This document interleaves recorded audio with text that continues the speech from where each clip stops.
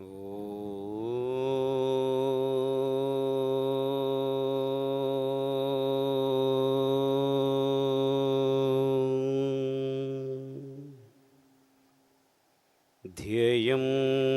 സദാ പരിഭവഗ്നമഭീഷ്ടദോഹം തീർത്ഥാസ്പദം ശിവവിരിഞ്ചിനുതം ശരണ്യം ഭൃത്യാർത്തികം പ്രണതപാലഭവാബ്ധിപോദം വന്ദേ മഹാപുരുഷത്തെ ചരണാരവിന്ദം വന്ദേ മഹാപുരുഷത്തെ ചരണാരവിന്ദം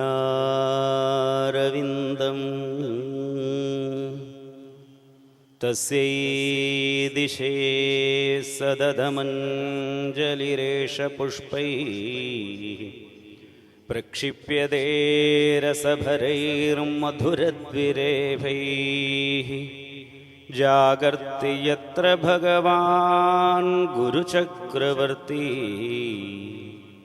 വിശ്വോദയപ്രളയനാടകസൂത്രധാര വിശ്വോദയപ്രളയനാടകസൂത്രധാര. ഹരി ഓം. പരമപവിത്രമായ ഈ നൈമിഷാരണ്യ ശ്രീമദ് ഭാഗവത തത്വസമീക്ഷ സത്രവേദിയിൽ ശ്രീമദ് ഭാഗവതത്തിൻ്റെ തത്വങ്ങളെ അവലോകനം ചെയ്യുന്നതായിട്ടുള്ള ഈ മഹത് യജ്ഞത്തിൽ എൻ്റെയും ചെറിയൊരു വാഗാഹൂതി നൽകുന്നതിന് വേണ്ടി എന്നെ ഇതിലേക്ക് ക്ഷണിച്ചതായ ഇതിൻ്റെ ഭാരവാഹികളോട് ആദ്യം തന്നെ പ്രത്യേകം നന്ദി അറിയിക്കുന്നു. അതോടൊപ്പം തന്നെ പരമപൂജനീയ സ്വാമിജി ഈ യജ്ഞത്തിൻ്റെ എല്ലാം മുഖ്യ ആചാര്യനായിട്ട് ഇതെല്ലാം നടത്തുന്നതായിട്ടുള്ള സ്വാമിജിയുടെ പാദങ്ങളിൽ പ്രണാമം അർപ്പിക്കുന്നു. അതോടൊപ്പം ഇവിടെ ആസീനരായിരിക്കുന്ന എല്ലാ സന്യാസി ശ്രേഷ്ഠന്മാർക്കും പ്രണാമം. അതോടൊപ്പം എല്ലാ ഭക്തന്മാർക്കും നമസ്കാരം. ശ്രീമദ് ഭാഗവതത്തിൻ്റെ ദശമസ്കന്ധത്തിൻ്റെ ആദ്യത്തേതായിട്ടുള്ള രണ്ട് അധ്യായങ്ങൾ അല്ലെങ്കിൽ പ്രവേശഭാഗങ്ങളെ പറയുക, വിശേഷമായിട്ടും ഭഗവാനെ സ്തുതിക്കുന്നതായിട്ടുള്ള സ്തുതി എന്നുള്ളതാണ് നമുക്ക് നൽകിയതായിട്ടുള്ള വിഷയം. ഇപ്പോൾ ദശമസ്കന്ധത്തിലേക്ക് പ്രവേശിക്കുമ്പോൾ തന്നെ ശ്രീമദ് ഭാഗവതത്തിൻ്റെ ഘടനയെ മനസ്സിലാക്കുന്നത് അത്യന്താവശ്യകമാണ്. ശ്രീമദ് ഭാഗവതം വളരെ മനോഹരമായിട്ട് വ്യാസമഹർഷി, വേദാന്ത കേസരിയായിട്ടുള്ള വ്യാസമഹർഷി, ബ്രഹ്മസൂത്രം രചിച്ചതായിട്ടുള്ള വ്യാസമഹർഷി, ഹൃദയജ്ഞാനാന്ന മുക്തി ജ്ഞാനാദേവതു കൈവല്യം എന്നുള്ള ശാസ്ത്രസിദ്ധാന്തത്തെ ജ്ഞാനം കൊണ്ടല്ലാതെ ജീവൻ്റെ ദുഃഖനിവൃത്തി ഉണ്ടാവില്ല, ജ്ഞാനം കൊണ്ട് മാത്രമേ മോക്ഷം എന്നുള്ളത് ജീവന് സാധ്യമാകൂ എന്ന് അസന്ദിഗ്ധമായി ഉറപ്പിച്ചതായ വ്യാസമഹർഷി ഭാഗവതത്തിലൂടെ നിരവധി കഥകളെ പറഞ്ഞു കൊണ്ടുവരുന്ന സമയത്ത് ആ കഥകളിലൂടെ ശ്രീമദ് ഭാഗവതത്തിലൂടെ വിരൽ ചൂണ്ടുന്നതായിട്ടുള്ള ആ ഒരു ഘടന നമ്മൾ മനസ്സിലാക്കേണ്ടതാണ്. കാരണം വേദത്തെ 4 വിഭജിച്ച് ആ വേദത്തിൻ്റെ അന്തിമ ഭാഗങ്ങളായിട്ടുള്ള അല്ലെങ്കിൽ വേദത്തിൻ്റെ താല്പര്യഭാഗമായിട്ടുള്ള ഉപനിഷത്തുകളുടെ മന്ത്രങ്ങളുടെ സംശയനിവൃത്തി വരാൻ വേണ്ടിയിട്ട് ബ്രഹ്മസൂത്രം രചിച്ചതായ വേദവ്യാസ മഹർഷിയാണ് ശ്രീമദ് ഭാഗവതം രചിച്ചിട്ടുള്ളത്.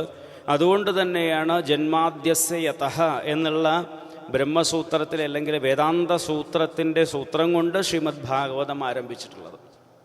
ജീവന്മാരെല്ലാവരും അല്ലെങ്കിൽ എല്ലാ മനുഷ്യരും ഏത് ദേശത്താണെങ്കിലും ഏത് കാലത്തിലാണെങ്കിലും ശരി, ഏത് പ്രായത്തിലും ഏത് തരത്തിലുള്ള ആളുകളാണെങ്കിലും എല്ലാ ജീവന്മാരും അല്ലെങ്കിൽ എല്ലാ മനുഷ്യരും ആഗ്രഹിക്കുന്ന, ആവശ്യപ്പെടുന്ന ഒരേ ഒരു കാര്യം മാത്രമാണ്, തനിക്ക് തൻ്റെ ജീവിതത്തിൽ ദുഃഖമുണ്ടാവരുത്, എന്നും സുഖമായിട്ടിരിക്കണം. യാതൊരു അഭിപ്രായ വ്യത്യാസവും ഇല്ലാത്ത കാര്യമാണ്. അതും താൽക്കാലികമായിട്ടുള്ളത് ആർക്കും ആവശ്യമില്ല.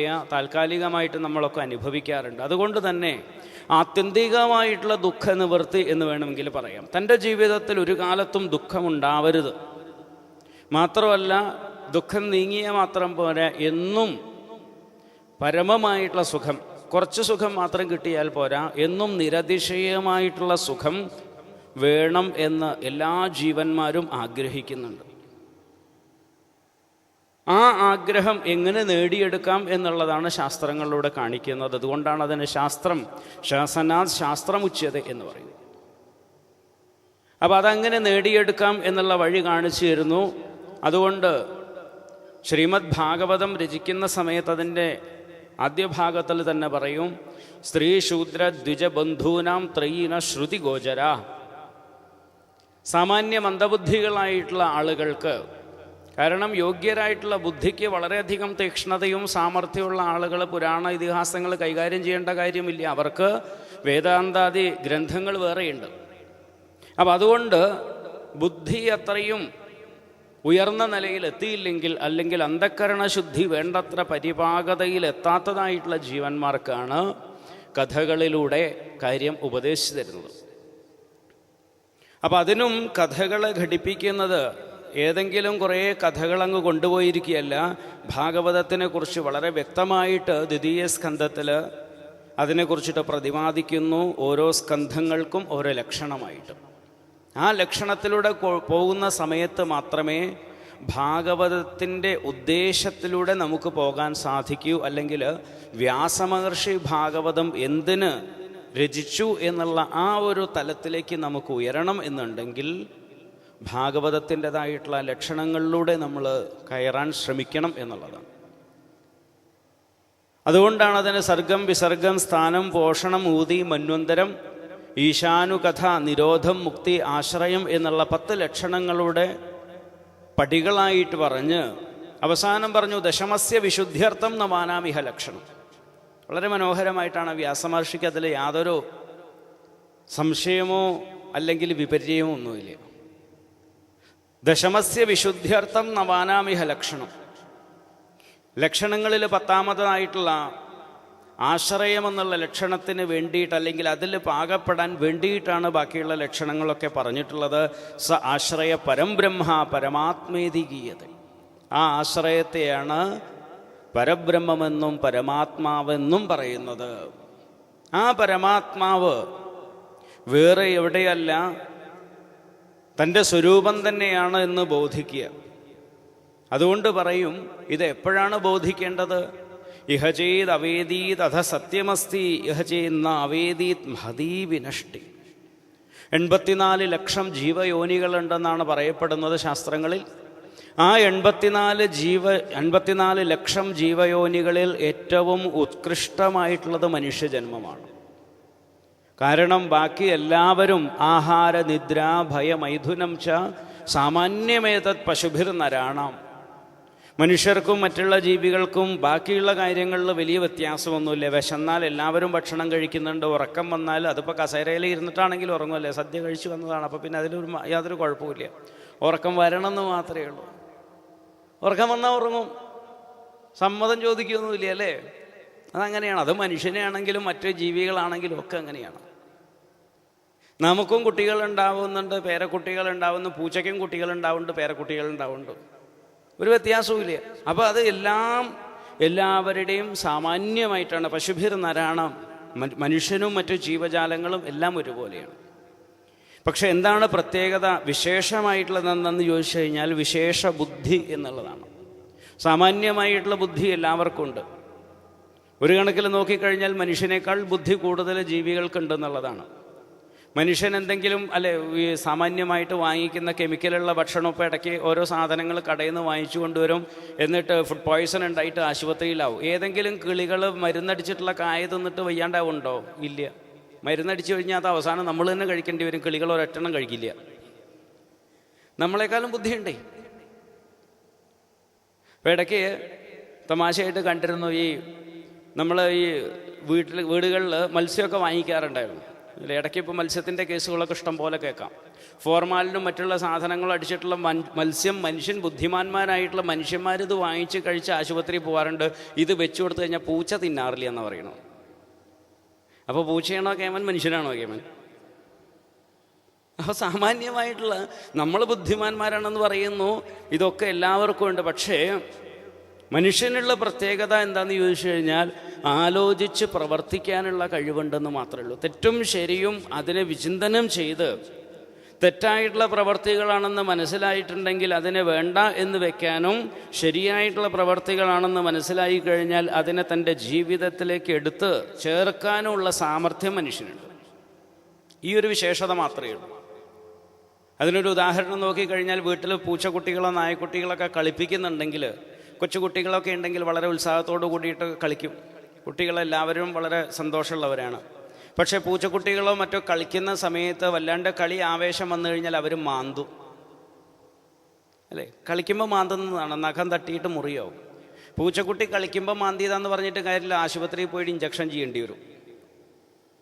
കളിക്കുമ്പോൾ മന്തി എന്ന് പറഞ്ഞ കാര്യം നടക്കില്ല. കാരണം നമുക്ക് പേടിയാണ്. ഒന്നും സംഭവിക്കില്ലായിരിക്കാം, സംഭവിക്കുമായിരിക്കും. പക്ഷേ പൂച്ചക്കുട്ടിക്ക് അറിയില്ല. ചിലപ്പോൾ അത് കടിക്കാറുണ്ട്. ഈ ആട്ടുംകുട്ടികളുടെയൊക്കെ അവർ കുഞ്ഞാട്ടുംകുട്ടികളൊക്കെ ആയിരിക്കുന്ന സമയത്ത് നല്ല രസം. അതെന്ത് കിട്ടിയാലും കടിക്കും. നമ്മുടെ വിരൽ കിട്ടിക്കഴിഞ്ഞാൽ അതങ്ങനെ കടിക്കും. പക്ഷേ ശ്രദ്ധിച്ച് നമ്മൾ വിരൽ വെച്ചില്ല എന്നുണ്ടെങ്കിലോ കടിച്ച് അങ്ങനെ കൊണ്ടുപോകും. അവസാനം അതിൻ്റെ അണഭാഗത്ത് കൊണ്ടുപോയിട്ട് നല്ലൊരു കടി തരും. എൻ്റെ വിരൽ ഒരു പ്രാവശ്യം അങ്ങനെ പൊട്ടിയിട്ടുണ്ട്. അത് തമാശയ്ക്കാണ്. പക്ഷേ കടിച്ചു കഴിഞ്ഞാലോ നമുക്ക് വിവരം അറിയും. അപ്പോൾ ഒരു തിരിച്ചറിവ് മറ്റു ജീവികൾക്കില്ല എന്നുള്ളതാണ്. അതാണ് വിശേഷമായിട്ടുള്ള ഒരു സാമാന്യം. അപ്പോൾ തൻ്റെ ജീവിതത്തിൽ തെറ്റും ശരിയും തിരിച്ചറിഞ്ഞ് തെറ്റായ വഴികളിലേക്ക് പോകുന്നതായിട്ടുള്ള തന്നെ നേർവഴിക്ക് കൊണ്ടുപോകാനുള്ളൊരു കഴിവ് മനുഷ്യനുണ്ട്. ഇതാണ് വിശേഷമായിട്ടുള്ള ബുദ്ധി എന്ന് പറയുന്നത്. അല്ലാത്തടത്തോളം കാലം ബാക്കിയൊക്കെ സാമാന്യമായിട്ടാണ്. അപ്പോൾ ഈ ശ്രേഷ്ഠമായിട്ടുള്ള മനുഷ്യജന്മം കൊണ്ട് തൻ്റെ ജീവിത ലക്ഷ്യം തിരിച്ചറിയുക എന്നുള്ളതാണ് ഒന്നാമത്തെ കാര്യം. തൻ്റെ ജീവിതത്തിൽ ഇനി ഉയർന്നില്ലെങ്കിൽ കൂടിയിട്ട് തന്നെ അധപ്പതിപ്പിക്കാതിരിക്കുക. കാരണം അതുകൊണ്ടാണ് അവിടെ പറയുന്നത്, ഇഹ ചേത് അവേദീത് അധ സത്യമസ്തി. ഈ ഒരു ശരീരത്തിൽ, വർത്തമാന ശരീരത്തിൽ നമുക്ക് ആ ഒരു പരമാത്മ സാക്ഷാത്കാരം നേടാൻ സാധിച്ചില്ലെങ്കിൽ, ഇനി സാമാന്യമായിട്ട് നേടാൻ സാധിച്ചില്ലെങ്കിൽ കൂടിയിട്ട് നിന്ന നിലയിൽ നിന്നും കുറച്ച് ഉയരാനെങ്കിലും സാധിച്ചില്ല എന്നുണ്ടെങ്കിൽ മഹതി വിനഷ്ടി, വളരെ വലിയൊരു നഷ്ടമാണെന്നാണ് പറയുന്നത്. ഏറ്റവും വലിയ നഷ്ടം അതാണ്. കാരണം അനാദിയായി കറങ്ങിക്കൊണ്ടിരിക്കുന്ന ഈ സംസാര ചക്രത്തിൽ വീണതായിട്ടുള്ള നമ്മൾ ഓരോരുത്തരും, ആചാര്യസ്വാമിജി വളരെ മനോഹരമായിട്ട് അതുകൊണ്ടാണ് പറയുന്നത്, പുനരഭി ജനനം പുനരഭി മരണം പുനരഭി ജനനീ ജഠരേ ശയനം. എത്ര സുന്ദരമായിട്ടാണ് പറഞ്ഞിട്ടുള്ളത്. ജനിക്കുന്നു, വളരുന്നു, മരിക്കുന്നു, വീണ്ടും വരുന്നു, അങ്ങനെ പോയിക്കൊണ്ടിരിക്കുകയാണ്. നമ്മളെല്ലാവരും കോടിക്കണക്കിന് ജന്മങ്ങൾ എടുത്ത് കഴിഞ്ഞിട്ടുള്ളതാണെന്നാണ് പറയുന്നത്. പുല്ലായിട്ടും പുഴുവായിട്ടും പാറ്റയായിട്ടും പൂച്ചയായിട്ടും ഒക്കെ അങ്ങനെ വന്ന് കർമ്മപരിഭാഗം കൊണ്ട് വീണ്ടും ഒരു മനുഷ്യജന്മം കിട്ടുന്നു. ഇപ്പോൾ കപിലോപദേശത്തിലൊക്കെ നോക്കിക്കഴിഞ്ഞാൽ അത് വളരെ മനോഹരമായിട്ട് പറയും. ആ ഒരു മനുഷ്യജന്മത്തിൽ ശ്രേഷ്ഠമായിട്ടുള്ള ഒരു ബുദ്ധിയോട് കൂടിയിട്ട് നമുക്ക് ഇത് കേൾക്കാനും മനസ്സിലാക്കാനും സാധിക്കുന്നു. അത് വ്യർത്ഥമായിട്ട് നഷ്ടപ്പെടുത്തി കഴിഞ്ഞാൽ വീണ്ടും അടുത്തൊരു പ്രാവശ്യം എപ്പോഴാണ് ഈ മനുഷ്യജന്മം കിട്ടുക എന്നുള്ളത് അറിയില്ല എന്നുള്ളതാണ്. അദ്യവ അബ്ദശതാന്തേവ, ചിലപ്പോൾ അടുത്തൊരു ജന്മം മനുഷ്യജന്മം കിട്ടാം, അല്ലെങ്കിലോ എത്രയോ പ്രാവശ്യം കഴിഞ്ഞതിന് ശേഷം വരാം. കാരണം നമ്മുടെ ഉള്ളിൽ കിടക്കുന്ന കർമ്മവാസനകൾ, പ്രബലമായിട്ടുള്ള കർമ്മവാസനകൾ ഏതെല്ലാമാണെന്ന് ആർക്കും അറിയാൻ സാധിക്കില്ല. അതുകൊണ്ടാണ് പറയുന്ന ദുർനിഷ്പ്രപതരം എന്ന് ബൃഹദാരണ്യക ഉപനിഷത്തിൽ ഈ സംസാരത്തിനെ കുറിച്ചിട്ട് പറയുന്നത്. ഈ മനുഷ്യജന്മം വളരെ ദുർലഭമാണെന്നുള്ളത് ശാസ്ത്രത്തിൽ പറയുന്നു. ഇവിടെയാണെങ്കിൽ ജനസംഖ്യ നിയന്ത്രിക്കാൻ വേണ്ടിയിട്ട് പാടുപെട്ടുകൊണ്ടിരിക്കുകയാണ് അല്ലേ. ആദ്യം പറഞ്ഞു 2 മതി, ഇന്നിപ്പോൾ പറഞ്ഞു 1 കുഴപ്പമില്ല എന്ന് പറയണത്. അങ്ങനെയൊക്കെ. അപ്പോൾ സ്വാഭാവികമായിട്ടൊരു സംശയം വരാം.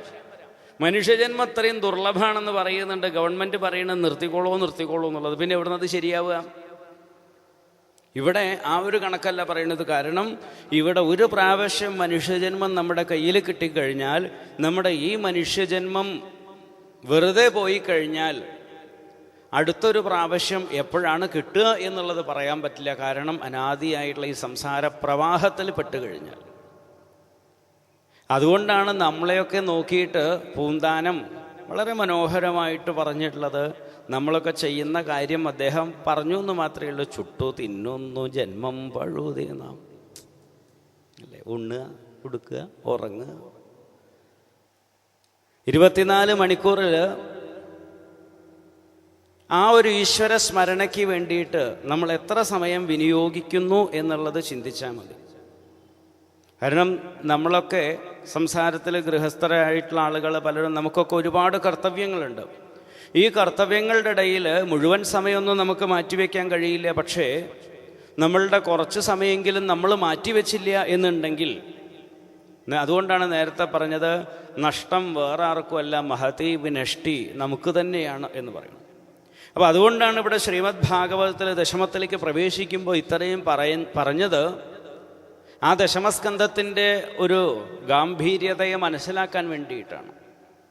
ആശ്രയ പരംബ്രഹ്മ എന്നുള്ള ആ പരമാത്മാവിനെ ആശ്രയിക്കുക, അതിനെയാണ് സമ്പൂർണമായിട്ടുള്ള സന്യാസം എന്ന് പറയുന്നത്. സന്യാസം എന്നുള്ളത് കൊണ്ട് ഉദ്ദേശിക്കുന്നത് തന്നെ സമ്പൂർണമായിട്ടുള്ള സമ്യക്കായിട്ടുള്ള ന്യാസം ഒഴിവാക്കാനാണ്, ത്യാഗം ചെയ്യാനാണ് പറയുന്നത്. എന്തിനായി ത്യാഗം ചെയ്യാനുള്ളതേ? എന്താ പോയി ഒഴിവാക്കാനുള്ളത്? ആകെ ഒഴിവാക്കാനുള്ള ഒരേ ഒരു സാധനയുള്ളൂ, നമ്മുടെ അഹങ്കാരം മാത്രം. വേറെ എന്താ നമ്മൾ കൊണ്ടുവന്നിട്ടുള്ളത്?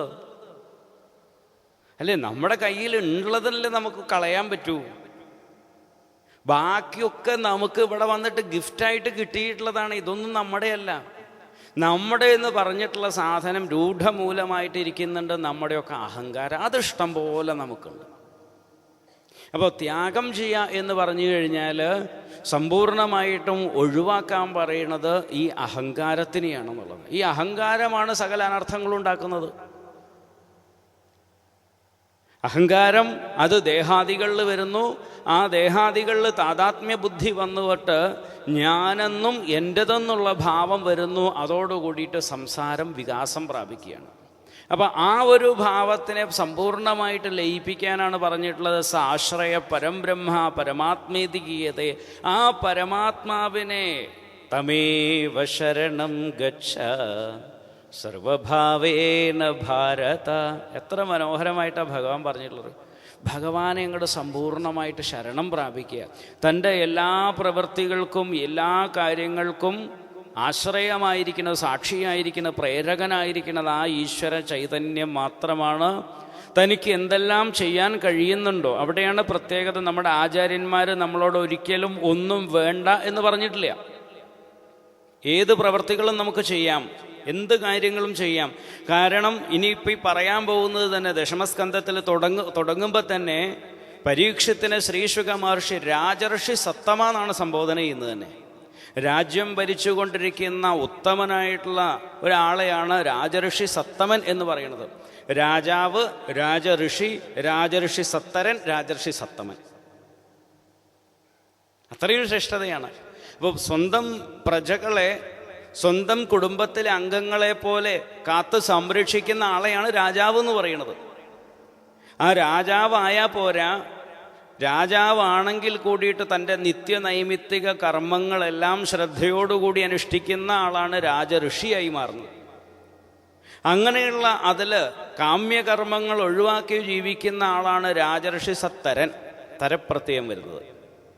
അതിലും തൻ്റെ സമ്പൂർണമായിട്ടുള്ള പ്രവൃത്തികളും തൻ്റെ കാമ്യമായിട്ടുള്ളതും എല്ലാം ഒഴിവാക്കി എല്ലാം ഈശ്വര പ്രസാദം എന്നുള്ള ഭാവത്തിൽ തൻ്റെതായിട്ടുള്ള രാഗദ്വേഷങ്ങളെയും എല്ലാം മാറ്റിവെച്ച് ഈശ്വര പ്രസാദമാണെന്നുള്ള രീതിയിൽ പ്രജകളെ പാലിച്ചുകൊണ്ടിരിക്കുന്ന ആളാണ് രാജർഷി സത്തമൻ. അതാണ് കർമ്മയോഗത്തിൻ്റെ പരമകാഷ്ഠയായിട്ടിരിക്കുന്നത്.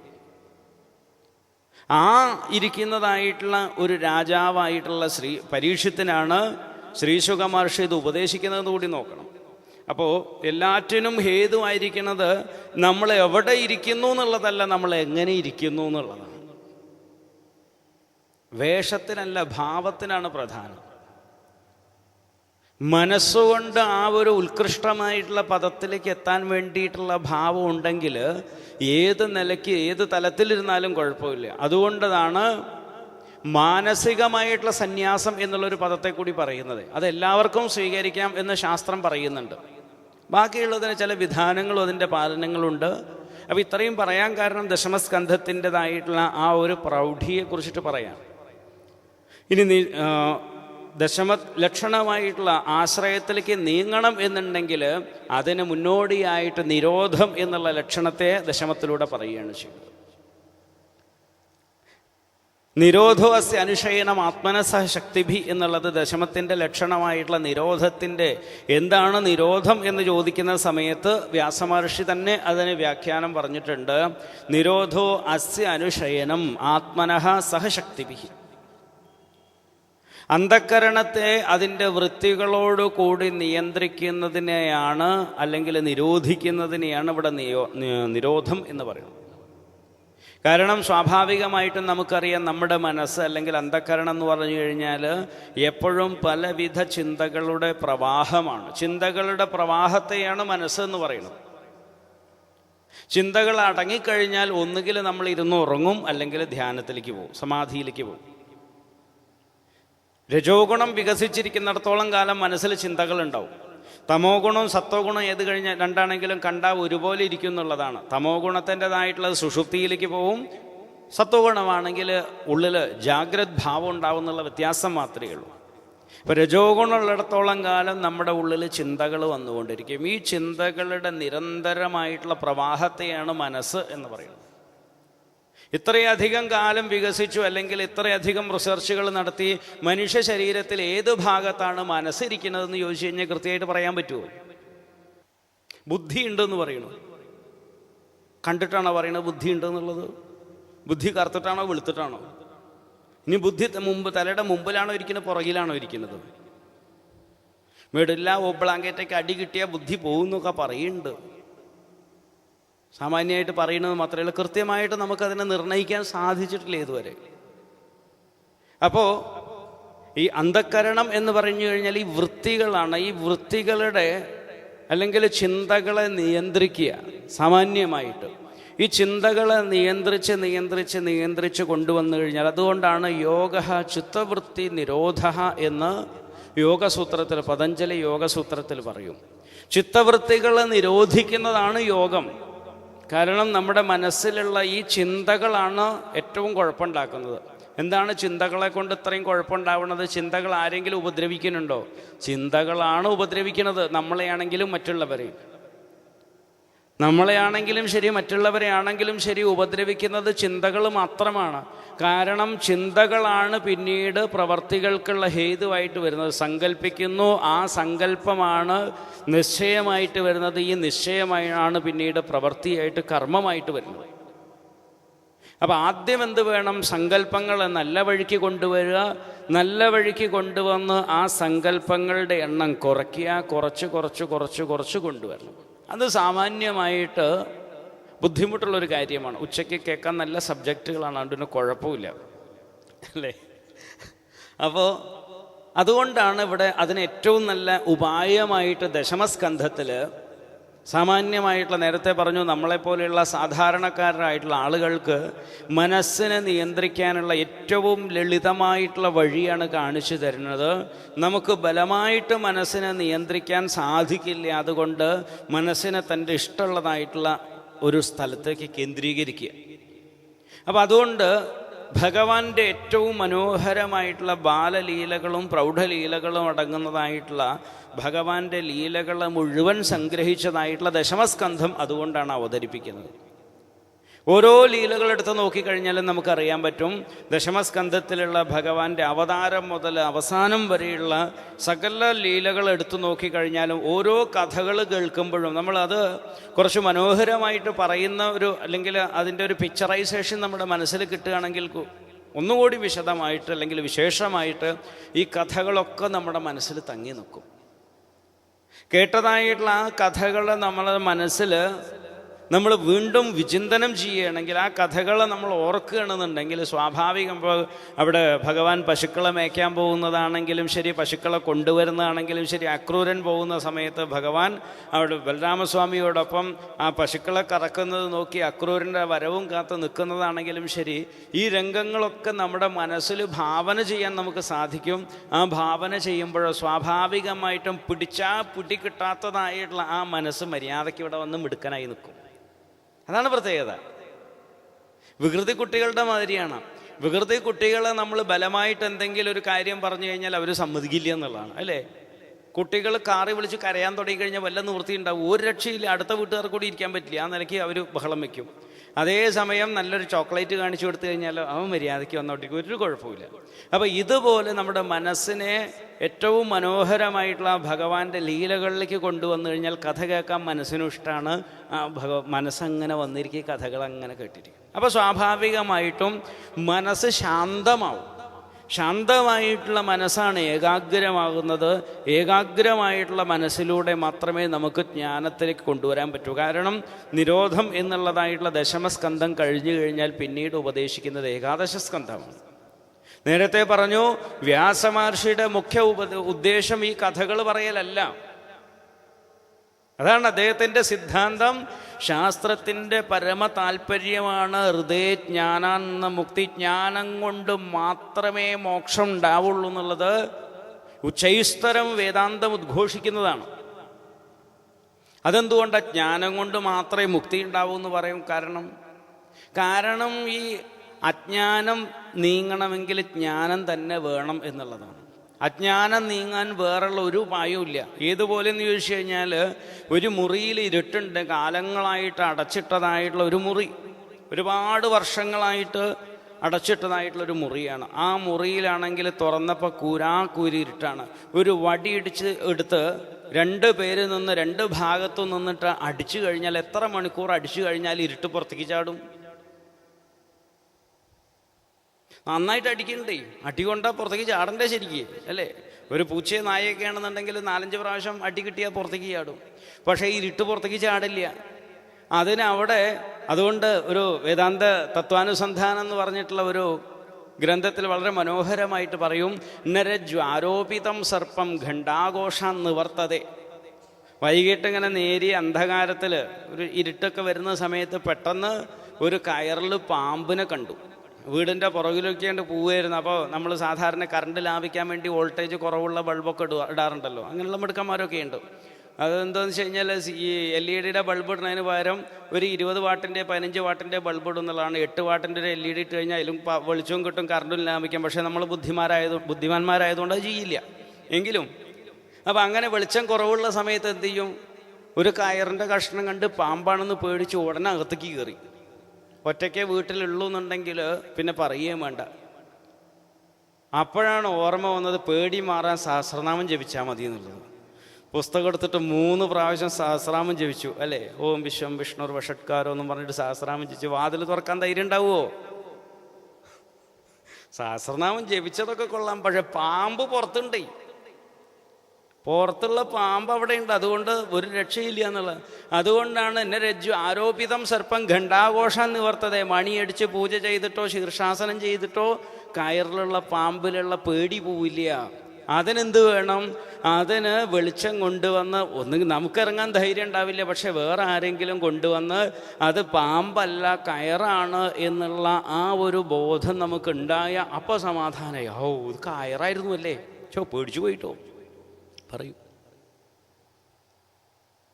അപ്പൊ ഭ്രമം കൊണ്ടാണ്, തെറ്റിദ്ധാരണ കൊണ്ടാണ് വസ്തുവിൻ്റെ അധിഷ്ഠാനത്തെ തിരിച്ചറിയാത്തതായിട്ടുള്ള ആ അജ്ഞാനം കൊണ്ടാണ് ഈ ദുഃഖം മുഴുവൻ ഉണ്ടായത്. ആ അജ്ഞാനം നിവർത്തിക്കാൻ ജ്ഞാനമല്ലാതെ വേറൊരു ഉപായവും ഇല്ല. ഇതുപോലെ താൻ ശരീരമാണ്, അതുപോലെ ശരീരത്തോട് ബന്ധപ്പെട്ടതായിട്ടുള്ള ഈ പദാർത്ഥങ്ങളൊക്കെ, ശരീരവും ശരീരത്തിനോട് ബന്ധപ്പെട്ടതായിട്ടുള്ള ഈ പദാർത്ഥങ്ങളാണ് യഥാർത്ഥത്തിൽ സത്യമായിട്ടുള്ളതെന്നുള്ളതും തൻ്റെ ജീവിത ലക്ഷ്യം എന്ന് പറഞ്ഞു കഴിഞ്ഞാൽ ഈ ശരീരാദി വസ്തുക്കളെ സന്തർപ്പണം ചെയ്യൽ അല്ലെങ്കിൽ സന്തോഷിപ്പിക്കലാണ് എന്നും ധരിച്ചു വെച്ചിട്ടുള്ള ജീവനെ ആ ഭാവത്തിൽ നിന്ന് മാറ്റണം എന്നുണ്ടെങ്കിൽ യഥാർത്ഥ ജ്ഞാനം കൊണ്ട് മാത്രമേ സാധിക്കൂ. അതുകൊണ്ടാണ് ഹൃദയജ്ഞാനാന്ന മുക്തി, ജ്ഞാനം കൊണ്ടല്ലാതെ വേറൊന്നുമില്ല, ജ്ഞാനാദേവതു കൈവല്യം എന്ന് പറയുന്നത്. അപ്പോൾ അതുകൊണ്ടാണ് ദശമസ്കന്ധം നിരോധം എന്നുള്ള രീതിയിൽ ഇത്രയും ഭഗവാന്റെ കഥകളെ മനോഹരമായിട്ട് പറഞ്ഞ് ആ നിലയ്ക്ക് കൊണ്ടുവരുന്നത് എന്ന് അതിൻ്റെ ഒരു പൂർവ്വപീഠികയായിട്ട് പറയുക എന്നുള്ളതാണ്. നമുക്ക് ദശമസ്കന്ധത്തിലെ കഥ ഒന്ന് ചുരുക്കിയിട്ട് നോക്കാം, എല്ലാവർക്കും അറിയാവുന്നതുകൊണ്ട്. നവമസ്കന്ധത്തിലെ അവസാനം ഭഗവാന്റെ അവതാര കഥകളെ ചുരുക്കി പറയുകയാണ് ചെയ്യുന്നത്. വളരെ ചെറിയ വാക്കുകളെ കൊണ്ട് ശ്രീശുക മഹർഷി പരീക്ഷത്തിനോട് ചുരുക്കി പറഞ്ഞു കൊടുത്തു. അവതാരം മുതൽ ഭഗവാന്റെ സ്വധാമപ്രാപ്തി വരെയുള്ള കാര്യങ്ങൾ പറഞ്ഞത് കേട്ടതോടുകൂടിയിട്ട് പരീക്ഷത്തിന് വളരെ ഒരു നിരാശയുണ്ടായി. ഹേ ഭഗവൻ, ഞാൻ ഏതൊരു ഭഗവാന്റെ കഥയാണോ വിസ്തരിച്ച് കേൾക്കാൻ വേണ്ടിയിട്ട് ഇത്രയും ദിവസം കാത്തിരുന്നത്, ആ ഭഗവാന്റെ കഥ വളരെ ചുരുക്കി അങ്ങ് പറഞ്ഞത് ഒട്ടും ശരിയായില്ല എന്നുള്ളതാണ്. കാരണം നിവൃത്ത തർഷൈരുപമീയമാനാദ്ഭവ ഔഷധശ്രോത്ര മനോഭിരാമാത്, സംസാര രോഗത്തിനുള്ള ഏറ്റവും നല്ല ഒരു ഔഷധമാണ് എന്ന് പറയുകയാണ് ഭഗവാന്റെ കഥകൾ. നമ്മളൊക്കെ പുറമെങ്ങനെ ഇരിക്കണമെന്നൊക്കെ ഉള്ളൂ, നമ്മളൊക്കെ വലിയ രോഗികളാണേ. പണ്ടത്തൊക്കെ കുട്ടികൾക്ക് രോഗം ഉണ്ടാവാറുണ്ട്, അല്ലെങ്കിൽ കരപ്പനും ചൊറിയും ചിരങ്ങൊക്കെ ഉണ്ടാവാറുണ്ട്. ഇതുപോലെ അതിലും അപാരമായിട്ടുള്ള അവസ്ഥയാണ്. നമ്മളൊക്കെ പുറമേയുള്ള ഭംഗി, നമ്മുടെയൊക്കെ മനസ്സിൻ്റെ ഒരു ചിത്രം എടുക്കാൻ പറ്റിയെന്നുണ്ടെങ്കിൽ എന്തായിരിക്കും അവസ്ഥ എന്നുള്ളതാണ് അല്ലേ. 3 ദിവസത്തേക്ക് നമ്മളെ കഞ്ഞി കുടിക്കില്ല, അമ്മാതിരിയാണ് മനസ്സിൻ്റെയൊക്കെ സ്വഭാവം ഉണ്ടാവുക. അത്രയും രാഗവും ദ്വേഷവും വെറുപ്പും അസൂയും എന്തൊക്കെയാണ് ഉണ്ടാവുക. ഇപ്പോൾ കിർലിയൻ ഫോട്ടോഗ്രാഫി മാതിരിയുള്ള നമ്മുടെയൊക്കെ മനസ്സിൻ്റെ ഫോട്ടോ എടുക്കാൻ പറ്റിയിട്ടുള്ളൊരു ക്യാമറയിൽ നമ്മുടെയൊക്കെ ഒരു ഫോട്ടോ എടുത്ത് നമ്മൾ കണ്ടു കഴിഞ്ഞാൽ നമ്മളെ പേടിച്ചു പോകുന്നുള്ളതാണ്. പാമ്പും തേളും പഴുതാരിയും പല്ലിയൊക്കെ ഇരിക്കുന്നുണ്ടാവുക അല്ലേ, യഥാർത്ഥത്തിലുള്ളതൊന്നും ആവില്ല. അപ്പം അത്രയും മാനസികമായിട്ട് നമ്മളൊക്കെ ഇങ്ങനെയുള്ളതാണ് ഈ ഭവരോഗം എന്ന് പറയുന്നത്. ഭവം സംസാര രോഗം പിടിപെട്ടിരിക്കുകയാണ്.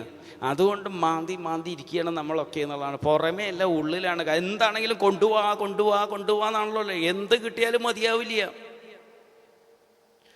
ഭോഗാനുഭുക്ത വയമേവ ഭുക്ത എന്ന് ഭർത്തൃഹരി പറയണ്ടേ. കാലം എത്രയായി ഓരോന്ന് അനുഭവിക്കാൻ തുടങ്ങിയിട്ട് മതിയെന്ന് തോന്നുന്നുണ്ടോ? ഇല്ല അല്ലേ. കണ്ടത് തന്നെ കണ്ട്, കേട്ടത് തന്നെ കേട്ട്, പറഞ്ഞത് തന്നെ പറഞ്ഞ് എത്രയോ കാലമായി. എന്നാലും നമുക്ക് ഈ സംസാരത്തുനിന്നൊരു വിരക്തി വരുന്നില്ല എന്നുള്ളത് ഇത് തന്നെയാണ്. അപ്പം അതുകൊണ്ടാണ് ഈ ഭവ ഔഷധമാണ്, സംസാര രോഗത്തിനുള്ള ഏറ്റവും നല്ലൊരു മരുന്നാണ് ഭഗവാന്റെ കഥ എന്ന് പറയുന്നത്. ചില മരുന്നുകളാണെങ്കിൽ ഒരു കയ്പൊക്കെ ഉണ്ടാവും, കുടിക്കാനൊക്കെ ബുദ്ധിമുട്ടൊക്കെ ഉണ്ടാവും. പക്ഷേ ഇത് മനോഭിരാമ, മനസ്സിന് വളരെ ആഹ്ലാദം നൽകുന്നതാണ്. എല്ലാവർക്കും ഇല്ല കേട്ടോ, എന്നാലും സാമാന്യമായിട്ടും അല്ലേ അങ്ങനെയാണെന്നാണ് പറയുന്നത്. അങ്ങനെയുള്ള ആ കഥ ഭഗവാനെ അങ്ങ് വിസ്തരിച്ച് പറയണം. എനിക്കത് കേട്ടിട്ട് മതിയായില്ല എന്ന് പറയണം. കാരണം അതിനൊരു കാരണം കൂടിയുണ്ട്. ഭഗവാനോട് എനിക്കൊരു ബന്ധമുണ്ട്. ആ ബന്ധം ആക്കിയത് കൊണ്ടാണ് എനിക്കതിനോടൊരു താല്പര്യം തോന്നുന്നത് എന്ന് പറയുകയാണ്. എന്താ ഭഗവാനോട് ഇത്രയും ബന്ധം വരാൻ കാരണം? കാരണം എന്നെ ഒരുപാട് ഭഗവാൻ സഹായിച്ചിട്ടുണ്ട്. എനിക്കത് നന്നായിട്ട് ഓർമ്മയുണ്ട് എന്നാണ് അദ്ദേഹം പറയുന്നത്. എപ്പോഴായിരുന്നു അത്? ദ്രൗണ്യസ്ത്ര വിപ്ലുഷ്ടമിതം മദംഗം സന്താന ബീജം കുരു പാണ്ഡവാനാം ജുഗോപ കുക്ഷിം ഗത ആത്തചക്രോ മാതുശ്ചമേയ ശരണംഗതായ. ആ ഭഗവാനെ അല്ലാണ്ട് ഞാൻ ആരെ ഭജിക്കുക എന്ന് ചോദിക്കുക. കാരണം ഭഗവാന്റെ കഥ കേട്ടിട്ട് മതിയായില്ല എന്ന് പറയാനുള്ളൊരു കാരണം അതാണ്. എനിക്ക് ആ ഭഗവാനെ കൈവടിയാൻ പറ്റില്ല. അത്രയും വലിയതായിട്ടുള്ള സഹായം അല്ലെങ്കിൽ അത്രയും വലിയതായിട്ടുള്ള ഉപകാരം എനിക്ക് ചെയ്തിട്ടുള്ള ആളാണ് എന്ന് പറയും. എപ്പോഴായിരുന്നു അത്? ദ്രൗണ്യസ്ത്ര വിപ്ലുഷ്ടമിതം മദംഗം. പണ്ട് ഞാൻ അമ്മയുടെ ഗർഭത്തിലായിരിക്കുമ്പോൾ അശ്വത്ഥാമാവ് അയച്ചിട്ടുള്ള ആ ബ്രഹ്മാസ്ത്രത്തിൻ്റെ തേജസ്സിൽ ഞാൻ ആകെ വെന്ത് മരിക്കാൻ വേണ്ടിയിട്ട് തുടങ്ങുകയായിരുന്നു. അപ്പം എന്തത്ര പേടിക്കാനുള്ളത്? ഒന്ന് പോയാൽ വേറെ ഇല്ലേ എന്ന് ചോദിക്കാൻ അതുണ്ടായിട്ടില്ലേ? സന്താന ബീജം കുരു പാണ്ഡവാനം. കൗരവരുടെയും പാണ്ഡവരുടെയും ഒക്കെ ആ വംശത്തിൽ ശേഷിച്ചത് ഞാൻ മാത്രമാണ്. അതുകൊണ്ട് കളയാൻ പറ്റില്ല. അപ്പം മരിക്കാനൊട്ട് പറ്റൂല്ല. വംശതന്തുവായിട്ടുള്ള ഞാൻ അങ്ങനെ ആ ബ്രഹ്മാസ്ത്രത്തിൻ്റെ തേജസ്സിൽ നീറി മരിക്കാനായിട്ടിരിക്കുമ്പോഴാണ് എൻ്റെ അമ്മ ഓടി വന്ന് ഭഗവാനെ ശരണം പ്രാപിച്ചത്. ആ ശരണം പ്രാപിച്ച സമയത്ത് ജുഗോപ കുക്ഷിം ഗത ആത്തചക്ര, തൻ്റെ കയ്യിൽ ആ സുദർശന ചക്രമൊക്കെ എടുത്ത് അമ്മയുടെ ഗർഭത്തിലേക്ക് പ്രവേശിച്ച് എൻ്റെ ചുറ്റുഭാഗവും നടന്ന് എന്നെ ആ മരണത്തിൽ നിന്നും രക്ഷപ്പെടുത്തി എനിക്ക് ജീവിതം തന്നതായിട്ടുള്ള ആ ഭഗവാനെ ഞാൻ എങ്ങനെ മറക്കും? നമ്മുടെ ഒക്കെ അവസ്ഥ അത് തന്നെയാണ്. അതുകൊണ്ടാണ് പരീക്ഷ പറഞ്ഞാൽ എനിക്കത് ഓർമ്മയുണ്ടെന്നുള്ളത്. നമ്മളൊക്കെ അവിടെ കിടക്കുമ്പോൾ നമ്മളൊക്കെ പിന്നാലെ ബ്രഹ്മാസ്ത്രമൊന്നും വന്നിട്ടില്ല. ഗർഭപാത്രത്തിലുള്ള പുഴുവും കൃമിയും കൊക്കപ്പുഴുവും ഒക്കെ കടിച്ചിട്ടുള്ളൂ എന്ന് മാത്രമേ വ്യത്യാസമുള്ളൂ.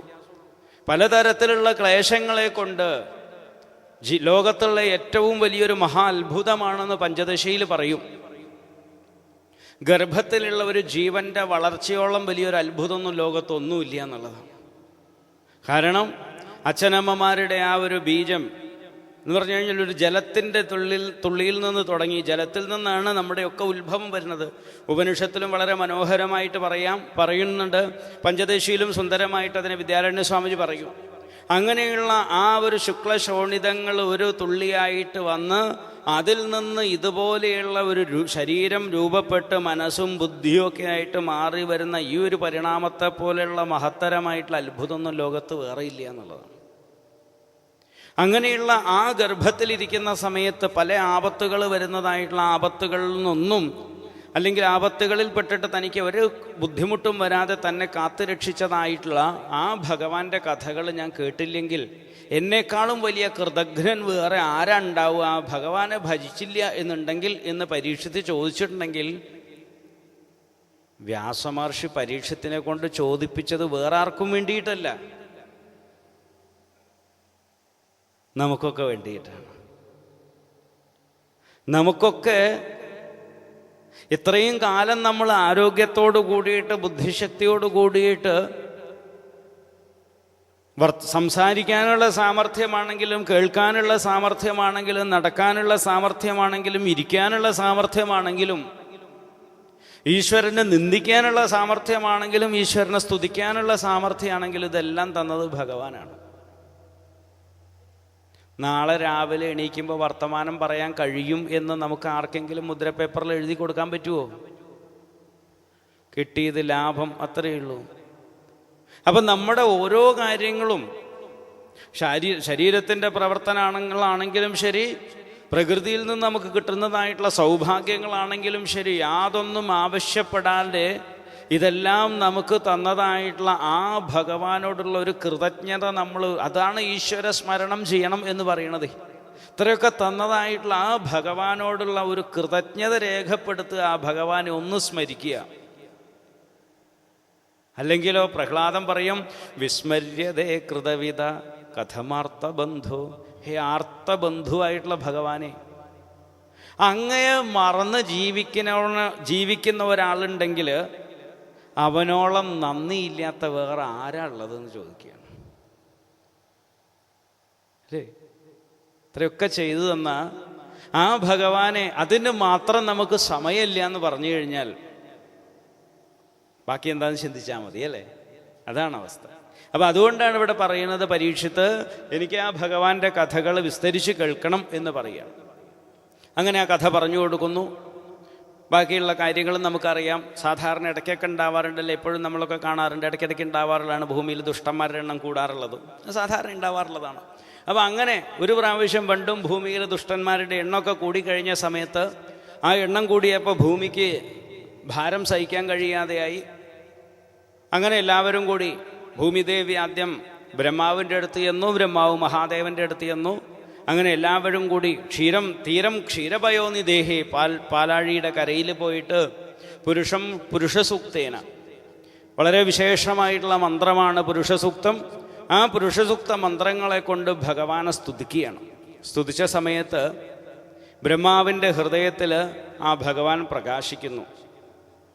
അവിടെ ബ്രഹ്മാവിൻ്റെ ഹൃദയത്തിൽ പ്രകാശിച്ചു എന്ന് പറയാൻ കാരണം, മനസ്സ് അന്തർമുഖമായി കഴിഞ്ഞാൽ, മനസ്സ് സമാധിയിലേക്ക് പോയി കഴിഞ്ഞാൽ അവിടെയാണ് ഈശ്വരൻ്റെതായിട്ടുള്ള ആ അനുഭൂതി ഉണ്ടാവുന്നത്. മനസ്സ് ബഹിർമുഖമായിട്ട് ഇരിക്കുന്തോറും, അല്ലെങ്കിൽ ഇരിക്കുന്ന കാലത്തോളം നമുക്ക് പൂർണ്ണമായിട്ട് ആ ഈശ്വരൻ്റെ അനുഭൂതി നേടിയെടുക്കാൻ സാധിക്കുന്നില്ല എന്നുള്ളതാണ്. വേദഗർഭനായതുകൊണ്ട് ആ പുരുഷസൂക്തം കൊണ്ട് അവിടെ ഈ ഒരൊറ്റ വാക്കിൽ തന്നെ, അല്ലെങ്കിൽ ആ ഒരൊറ്റ ശ്ലോകത്തിൽ തന്നെ വളരെയധികം നമ്മുടെ സാധനാപരമായിട്ടുള്ള കാര്യങ്ങളെ വ്യാസമഹർഷി അടക്കം ചെയ്തിരിക്കുകയാണ്.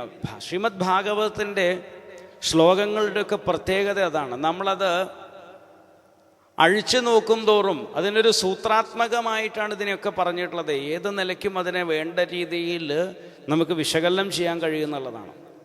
ഇവിടെ പുരുഷസൂക്തം കൊണ്ട് ഭഗവാനെ സ്തുതിച്ചു എന്ന് പറയുന്ന സമയത്ത് ആ സ്തുതിയുടെ ഫലമായിട്ട് ഭഗവാൻ അദ്ദേഹത്തിൻ്റെ സമാധിയിൽ അരുളി ചെയ്തു, അല്ലെങ്കിൽ പ്രകാശിച്ചു എന്ന് പറയുന്ന സമയത്ത് ഒരു ജീവന് ഉപാസന കൂടാതെ ഒരിക്കലും മനസ്സിനെ സമാധി അവസ്ഥയിലേക്ക് കൊണ്ടുപോകാൻ കഴിയില്ല എന്നുള്ളതാണ്. സാധനയിൽ ഉപാസന എന്നുള്ളത് ഏറ്റവും ആവശ്യമുള്ളതാണ്. ഉപാസന കൊണ്ടല്ലാതെ ഒരിക്കലും നമ്മുടെ ചിത്തം ശാന്തമാക്കാൻ കഴിയില്ല. അതിനു വേണ്ടിയിട്ടാണ് ഇഷ്ടദേവതാ സങ്കല്പങ്ങളൊക്കെ വെച്ചിട്ടുള്ളത്. ആ ഒരു ഇഷ്ടദേവതകളെ, ഇഷ്ടമൂർത്തിയെ ഭജിക്കുക. ആ ഉപാസനയിലൂടെ മനസ്സ് ശാന്തമാക്കി കൊണ്ടുവന്നു കഴിഞ്ഞാൽ അതിലേറ്റവും വിശേഷമായിട്ടുള്ളതാണ് ഇവിടെ പുരുഷസൂക്തം എന്ന് പറയണോ, അത് അവരവരുടേതായിട്ടുള്ള മന്ത്രങ്ങളോ മറ്റുള്ള കാര്യങ്ങളോ ആയിട്ട് അങ്ങനെ കൊണ്ടുവന്നു കഴിഞ്ഞാൽ എപ്പോഴാണോ മനസ്സ് അന്തർമുഖമാകുന്നത് ആ സമയത്ത് മാത്രമാണ് നമുക്ക് ആ ഈശ്വരീയമായിട്ടുള്ള ഭാവങ്ങൾ നമ്മുടെ ഉള്ളിൽ സ്ഫുരിക്കുന്നത്. അതുകൊണ്ട് ബ്രഹ്മാവിന് അത് കേൾക്കാൻ കഴിഞ്ഞു. കേട്ടതായിട്ടുള്ള കാര്യങ്ങൾ ബ്രഹ്മാവ് മറ്റുള്ളവരോട് പറഞ്ഞു. ആരും വിഷമിക്കൊന്നും വേണ്ട, ഭഗവാൻ അതിനുള്ള ഉപായങ്ങളൊക്കെ ചെയ്തിട്ടുണ്ട്, എല്ലാം അറിഞ്ഞിട്ടുണ്ട്, ഭഗവാൻ അതിനുള്ള കാര്യങ്ങളൊക്കെ തീരുമാനിച്ചിട്ടുണ്ട്. ദേവന്മാരോട് എല്ലാവരോടും കൂടിയിട്ട് ആ ഭഗവാനെ സഹായിക്കാൻ വേണ്ടിയിട്ട് യാദവ വംശത്തിലൊക്കെ വന്ന് അവതരിക്കാൻ വേണ്ടിയിട്ട് പറയുകയാണ്. കാരണം ഭഗവാൻ യാദവ വംശത്തിൽ വസുദേവരുടെയും ദേവകിയുടെയും പുത്രനായിട്ട് അവതരിക്കാൻ തീരുമാനിച്ചിട്ടുണ്ട്. ഇപ്രാവശ്യവും ആദിശേഷൻ ഭഗവാന്റെ കൂടെ ഉണ്ടാവും എന്നുള്ളതാണ്. അങ്ങനെയുള്ള കാര്യങ്ങളൊക്കെ ഭഗവാൻ തീരുമാനിച്ചു എന്ന് പറഞ്ഞു. എല്ലാവർക്കും സന്തോഷമായി. അങ്ങനെ അവർ താൽക്കാലികമായിട്ടൊരു സമാധാനത്തോടു കൂടിയിട്ട് താഴേക്ക് വരികയാണ്. കാരണം ദുഷ്ടന്മാരുടെ ആക്രമണം ഒരുപാട് കൂടിയിട്ടുണ്ടായിരുന്നു. അധികകാലം ഇത് അനുഭവിക്കേണ്ടല്ലോ എന്നുള്ള ആ ഒരു സമാധാനം. അങ്ങനെയാണല്ലോ വർത്തമാന സാമീപ്യേ വർത്തമാനവത് വ എന്ന് പറഞ്ഞിട്ട് ഒരു വ്യാകരണ സൂത്രമുണ്ട്. അതിൻ്റെ പ്രത്യേകത എന്താണെന്ന് വെച്ച് കഴിഞ്ഞാൽ, വ്യാകരണം പഠിക്കുന്ന ഒരാളെ വൈയാകരണൻ എന്ന് പറയും. ഇപ്പോൾ സാമാന്യമായിട്ട് പറഞ്ഞു കഴിഞ്ഞാൽ ഒരു സംഗീതജ്ഞൻ എന്നുള്ളതാണ്. പാട്ട് പഠിക്കുന്ന ഒരാളെ സംഗീതജ്ഞൻ എന്ന് പറയും. 6 മാസം പാട്ട് പഠിക്കാൻ പോയാലും നമ്മൾ അദ്ദേഹത്തെ സംഗീതജ്ഞൻ എന്ന് പറയും അല്ലേ. അത് അത്യാവശ്യം സാരിഗാമ എന്നൊക്കെ പാടും. അപ്പോൾ 6 മാസം പാട്ട് പഠിക്കാൻ പോയാലും നമ്മൾ സംഗീതജ്ഞൻ എന്ന് പറയും. 12 കൊല്ലമായിട്ട് സംഗീതം പഠിച്ച് ഉപാസിക്കുന്ന ഒരാളാണെങ്കിൽ അയാളെന്ത് പറയും? അയാളെയും സംഗീതജ്ഞൻ എന്ന് പറയും. രണ്ടും ഒരുപോലെയാണോ? പേരൊരുപോലെയാണ്, പക്ഷെ വ്യത്യാസമില്ല. അതുകൊണ്ടാണ് വർത്തമാന സാമീപ്യേ വർത്തമാനവദ്വ എന്ന് പറയുന്നത്. അപ്പോൾ അതുപോലെ ഇവിടെ ഈ ദുഃഖം ഉണ്ടെങ്കിൽ കൂടിയിട്ട് ഇനി അധികകാലം കഴിയാതെ തന്നെ നമുക്ക് സന്തോഷം അനുഭവിക്കാം എന്നുള്ള ആ ഒരു തോന്നൽ കൊണ്ട് തന്നെ അവരുടെ ദുഃഖങ്ങൾ കുറേ കുറഞ്ഞു എന്നുള്ളതാണ്. ഇത് മുകളിൽ നടന്ന കാര്യമാണ്. താഴേക്ക് വന്നു നോക്കാം. താഴേക്കാണെങ്കിൽ മധുരാപുരിയാണ് യാദവരുടെ എല്ലാം കേന്ദ്രമായിട്ടിരിക്കുന്നത്. അവിടെ വസുദേവര് ദേവകിയെ വിവാഹം കഴിച്ചു. കഥ ചുരുക്കി പറയുന്നത് നമ്മൾക്ക് എല്ലാവർക്കും അറിയാവുന്ന കഥയായതുകൊണ്ടാണ്. അങ്ങനെ വസുദേവര് ദേവകിയെ വിവാഹം കഴിച്ചു. ആ ദേവകിയുടെ വിവാഹം ഗംഭീരമായിട്ടാണ് നടക്കുന്നത്. കാരണം കംസന് ഏറ്റവും സ്നേഹമുള്ള ഒരാളായിരുന്നു ദേവകി. മഹാദുഷ്ടനാണ് കംസൻ, എങ്കിൽ കൂടിയിട്ട് ദേവകിയെ വലിയ സ്നേഹമായിരുന്നു. അതിൻ്റെ ഭാഗമായിട്ടാണ് രാജകീയമായിട്ടുള്ള രീതിയിൽ ആ വിവാഹം നടക്കുന്നത്. ദേവകിക്ക് ധാരാളം സമ്മാനങ്ങളൊക്കെ കൊടുത്ത് യുവരാജാവായിട്ടുള്ള കംസൻ തൻ്റെ തേരിലാണ് വസുദേവരെയും ദേവകിയും കൊണ്ടുപോകുന്നത് സ്നേഹം പ്രകടിപ്പിക്കാൻ വേണ്ടിയിട്ട്. അങ്ങനെ പോകുന്ന സമയത്താണ് വഴിയിൽ ഒരു അശരീരി കേൾക്കുന്നത്. മൂഢനായിട്ടുള്ള കംസ, നീ ആരെയാണോ ഇത്രയും സ്നേഹത്തോടു കൂടിയിട്ട് വളരെ സന്തോഷത്തോടു കൂടിയിട്ട് കൊണ്ടുപോകുന്നത്, ആ ദേവകിയുടെ 8ാമത്തെ കുട്ടി നിൻ്റെ അന്തകനായി തീരും എന്നുള്ളതാണ്. കംസനാകെ പരിഭ്രമിച്ചു. പെട്ടെന്ന് ഇങ്ങനെ ഒരു അശരീരി കേട്ട സമയത്ത് വേഗം 4 ഭാഗത്തും നോക്കുന്നുണ്ട്, ഇത് എവിടുന്ന് ആരായി പറയണമെന്ന് ആരെയും കാണാനില്ല. ഉടനെ തന്നെ കംസൻ ചാടി ഇറങ്ങി എന്നുള്ളതാണ്. ചാടി ഇറങ്ങിയത് വെറുതെ അല്ല, തൻ്റെ കയ്യിലിടുന്ന കടിഞ്ഞാണ് വലിച്ചെറിഞ്ഞ് ഉടവാൾ ഊരിയിട്ടാണ് ഇറങ്ങുന്നത്. തന്നെ കൊല്ലും എന്നുള്ള വാക്ക് കേട്ടതോടു കൂടിയിട്ട് കംസൻ്റെ ചിന്തകളൊക്കെ മാറി ഇറങ്ങിയത് ദേവകിയെ കൊല്ലാൻ വേണ്ടിയിട്ടാണ്. വേഗം അങ്ങേ ഭാഗത്തേക്ക് വന്നു, തേരിലിരുന്നതായിട്ടുള്ള ദേവകിയുടെ തലമുടിക്ക് ചുറ്റിപ്പിടിച്ച് വലിച്ച് താഴേക്ക് ഇറക്കുകയാണ്.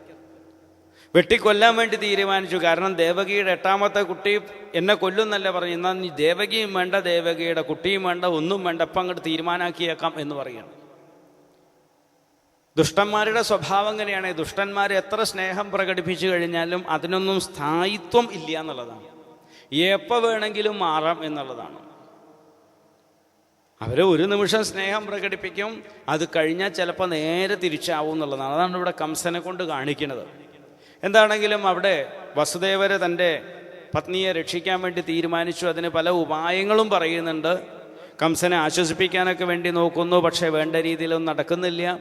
അവസാനമാണൊരു വാക്ക് കൊടുക്കുന്നത്, പുത്രാൻ സമർപ്പയിഷ്യസ്യ യതസ്തേ ഭയമുത്ഥിതം.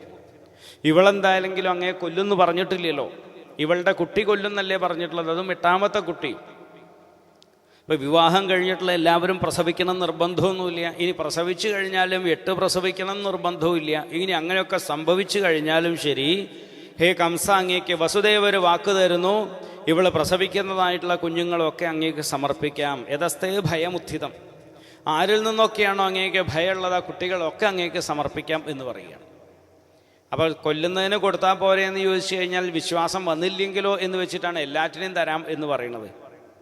അങ്ങനെ വസുദേവരുടെ ആ വാക്കിനെ, കാരണം വസുദേവർ സത്യം മാത്രമേ പറയൂ എന്നുള്ളത് കംസൻ അറിയാവുന്നതുകൊണ്ട് ആ വാക്കിൽ വിശ്വസിച്ച് അവർ വെറുതെ വിടുന്നു. കംസൻ തിരിച്ച് കൊട്ടാരത്തിലേക്ക് പോയി. വസുദേവരും ദേവകിയും കൂടി തിരിച്ച് അവരുടെ സ്ഥലത്തേക്കും പോയി. അങ്ങനെ കാലം കഴിഞ്ഞു. കാലങ്ങൾ പോയിക്കൊണ്ടിരിക്കെ ദേവകി ഗർഭം ധരിക്കുകയാണ്. ദേവകി ഗർഭം ധരിച്ചു. ആദ്യത്തെ ഒരു ആൺകുട്ടിയെ പ്രസവിച്ചു. ആ കുഞ്ഞിന് കീർത്തിമാൻ എന്ന് പേരൊക്കെ ഇട്ടിട്ട് വളരെ കീർത്തിയുള്ള ആളായി തീരും എന്നുള്ള രീതിയിൽ കീർത്തിമാൻ എന്ന് നാമകരണമൊക്കെ ചെയ്ത് അതിനുശേഷം ആ കുഞ്ഞിനെയും കൊണ്ട് കംസൻ്റെ അടുത്ത് പോവുകയാണ്.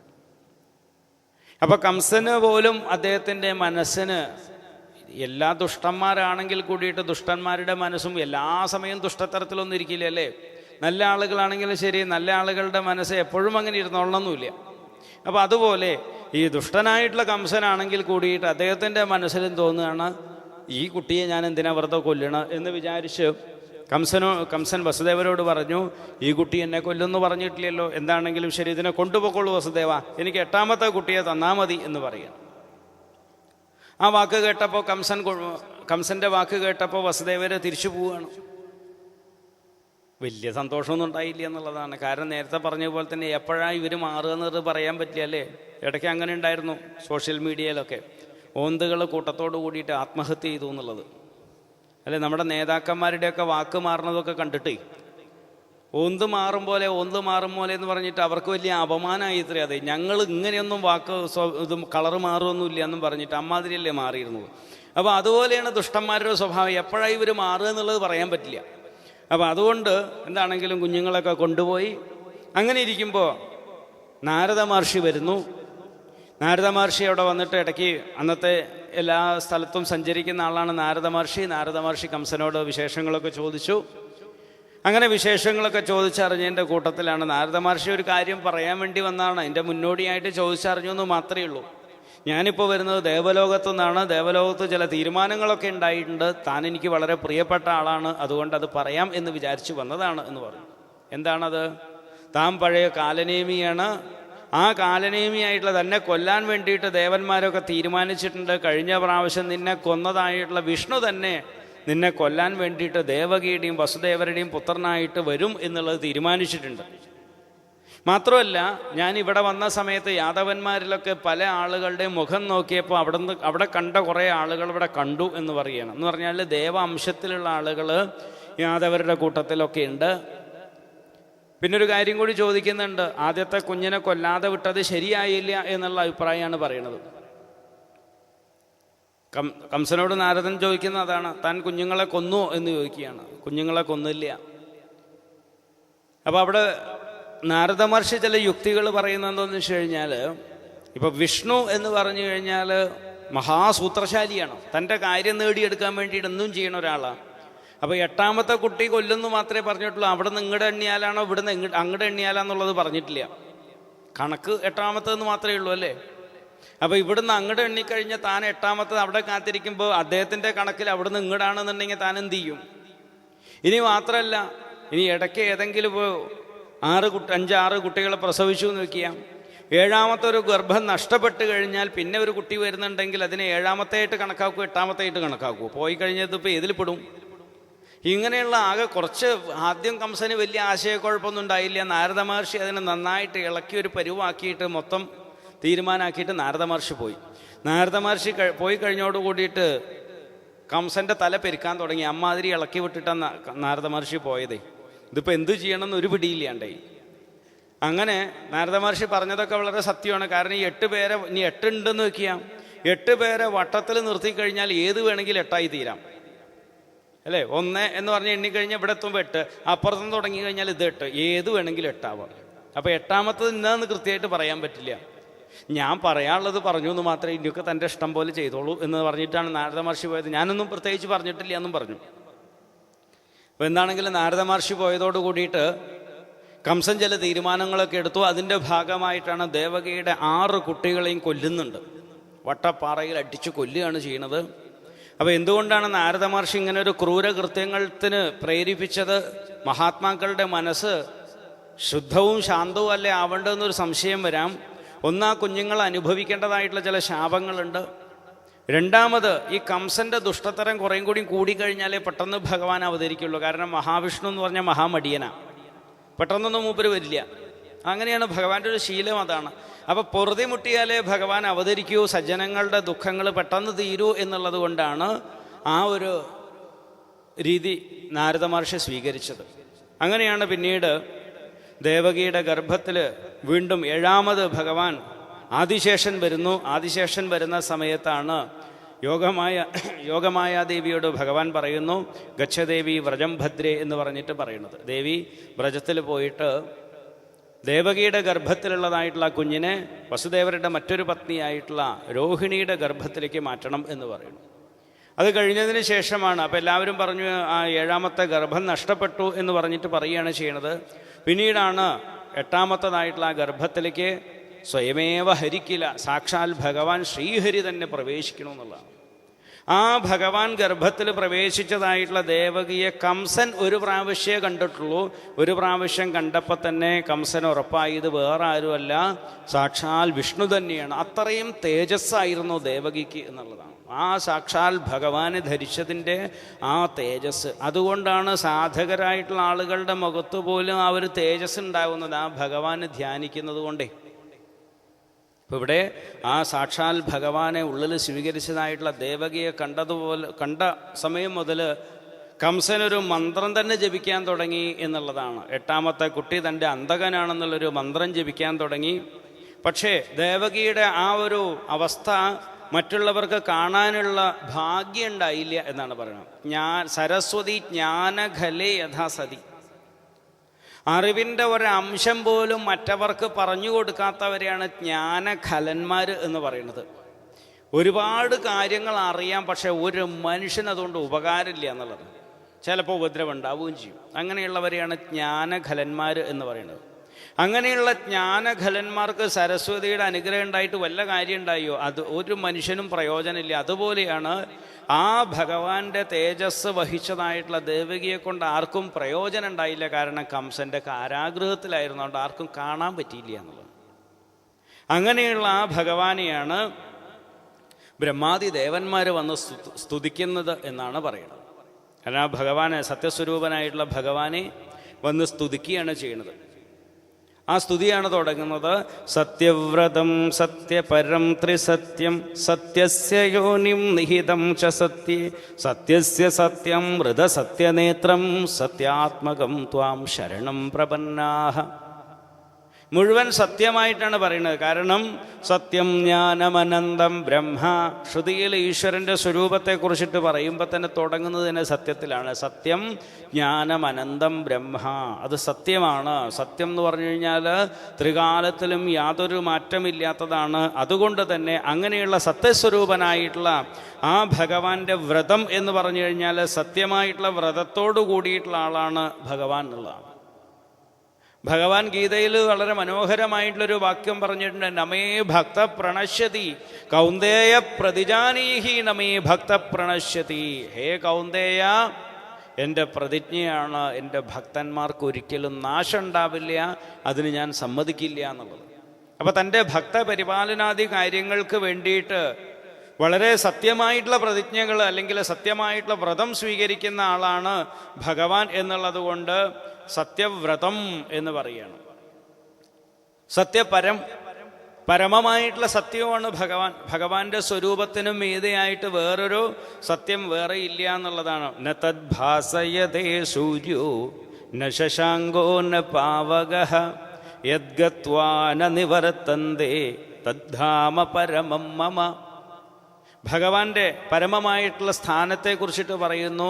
സൂര്യചന്ദ്രന്മാരെല്ലാം യാതൊന്നിനെയാണോ പ്രകാശിപ്പിക്കാത്തത്, യത് ഗത്വാന നിവർത്തന്തേ, യാതൊന്നിനെ പ്രാപിച്ചു കഴിഞ്ഞാലാണോ ജീവന് പിന്നീട് സംസാരത്തിലേക്ക് തിരിച്ചു വരേണ്ട ആവശ്യമില്ലാത്തത്, അതാണ് എൻ്റെ പരമമായിട്ടുള്ള സ്ഥാനം എന്ന് പറയുന്നു.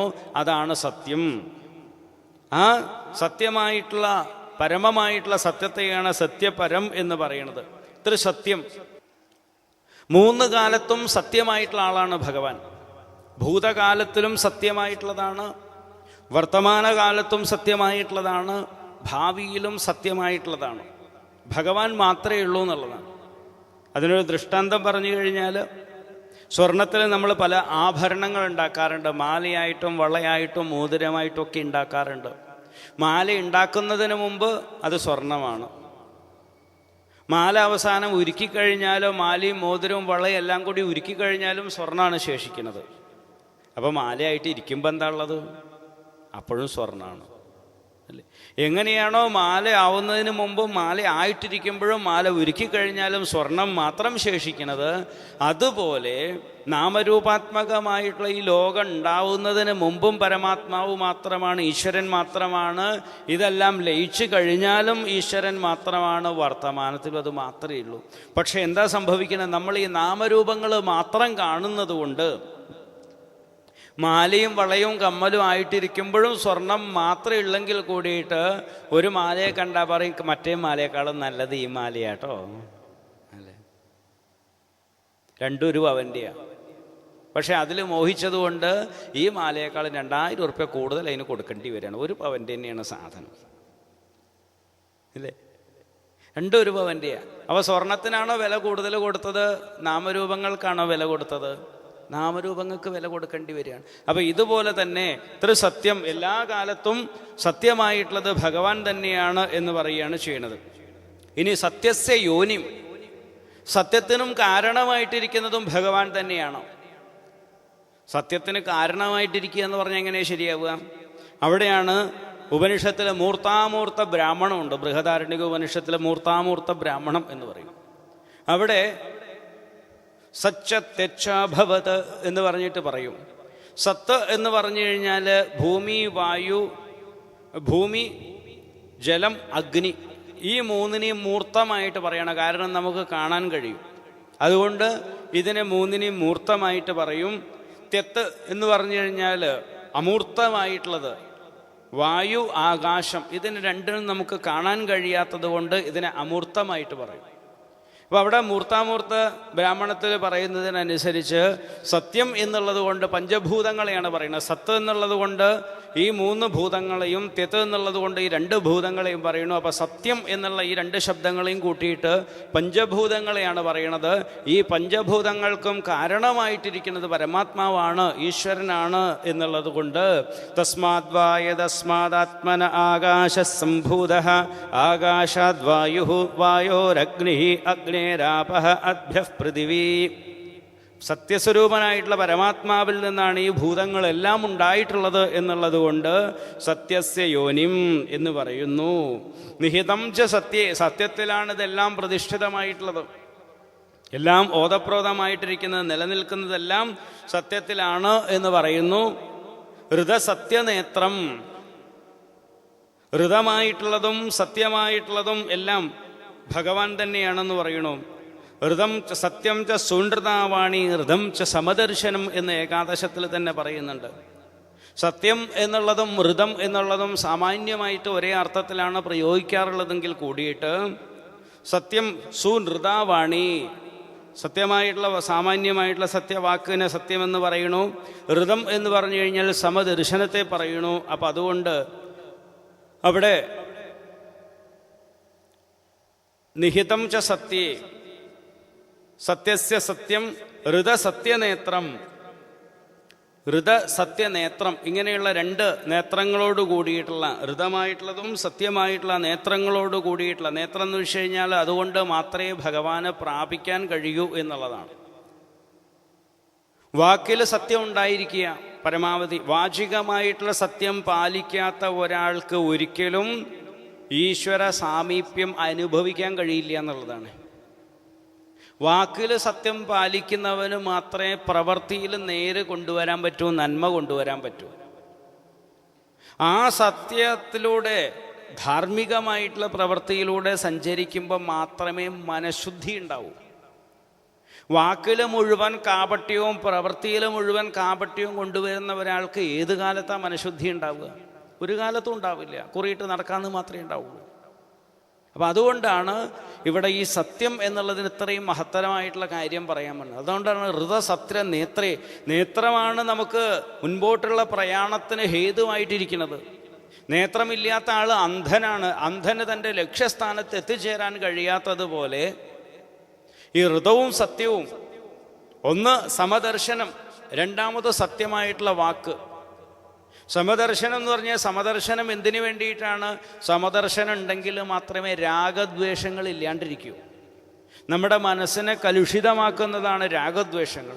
ഈ രാഗദ്വേഷങ്ങൾ നീങ്ങണം എന്നുണ്ടെങ്കിൽ സമദർശനം സാമാന്യമായിട്ട് ബുദ്ധിയിലെങ്കിലും കൊണ്ടുവരണം എന്നുള്ളതാണ്. അപ്പോൾ ഈ സത്യവാക്കും സമദർശനവും കൂടിയും കൊണ്ടുവന്നു കഴിഞ്ഞാൽ മാത്രമേ നമുക്ക് നമ്മുടെ ലക്ഷ്യത്തിലേക്ക് എത്തിച്ചേരാൻ പറ്റൂ എന്നുള്ളത് കൊണ്ട് ഋതസത്യനേത്രം, അങ്ങനെയുള്ള സത്യാത്മകം സത്യസ്വരൂപനായിട്ടുള്ള ഹേ ഭഗവാനെ, അങ്ങേ ഞങ്ങളിതാ ശരണം പ്രാപിക്കണു, അങ്ങ് മാത്രമാണ് സത്യമായിട്ടുള്ളത് എന്നുള്ളതുകൊണ്ട് പറയുകയാണ്.